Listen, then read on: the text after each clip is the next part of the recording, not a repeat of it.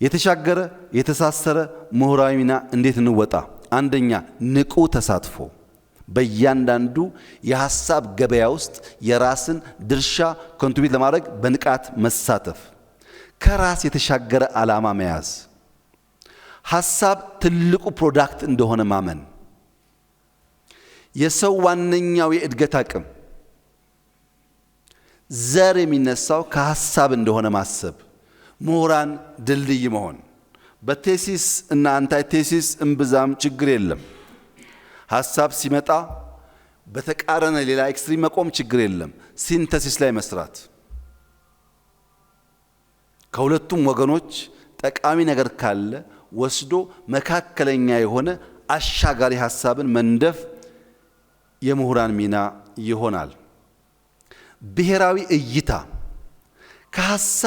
ሐሳብ ከሐሳባዊ ፋይዳ ባሻገር ከእውቀታዊ ፋይዳ ባሻገር ብሔራዊ ፋይዳው ማየት ጀስት አውቄያለሁ ተመርቄያለሁ ሳይሆን ለሀገር ለማህበረሰብ ያለውን ኢምፓክት ማየት